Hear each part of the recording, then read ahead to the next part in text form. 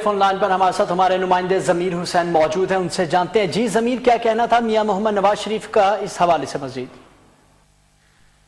आज बिल्कुल, आज साबिक वज़ीर आज़म मियां मोहम्मद नवाज शरीफ एहतसाब अदालत पहुंचे थे और फिर उसके बाद जब समाअत में वक्फा हुआ तो मियां मोहम्मद नवाज शरीफ बाहर आए और उन्होंने मीडिया से गुफ्तगू की और उनका कहना था कि कल का जो फैसला आया है, मुझे नाअहल किया गया, मैं इस फैसले से मुझे यही तवक्को थी, मैं ये तवक्को पहले ही कर रहा था। और उसके बाद उनका मजीद ये भी कहना था कि मुझसे पहले वजारत छीनी गई, अब पार्टी की सदारत भी मुझसे छीन ली गई है, तो अब मेरा नाम मियां मोहम्मद नवाज शरीफ है, अब सिर्फ मेरा नाम बचा है, तो कोई ऐसी शिक ढूंढो जिससे मेरा नाम भी छीना जाए। तो इस तरह आज मियां मोहम्मद नवाज शरीफ ने काफी गिले शिकवे किए और मजीद उनका कहना था कि मुझे हमेशा के लिए सियासत से आउट करने की कोशिश की जा रही है और ये मेरे खिलाफ साजिश थी। मुझे इस तरह के फैसले से पहले ही उम्मीद थी कि इसी तरह का फैसला आएगा। फिर मजीद उन्होंने काफी जो बरहमी का इजहार भी किया और गिले शिकवे करते हुए मियां मोहम्मद नवाज शरीफ एहतसाब अदालत से रवाना हो गया। जी, मेरे खिलाफ फैसला गैर मुतवक्के नहीं था, ये कहना था साबिक वज़ीर आज़म पाकिस्तान मियां मोहम्मद नवाज शरीफ का। बहुत शुक्रिया ज़मीर हुसैन हमें तफसीलात से आगाह करने के लिए।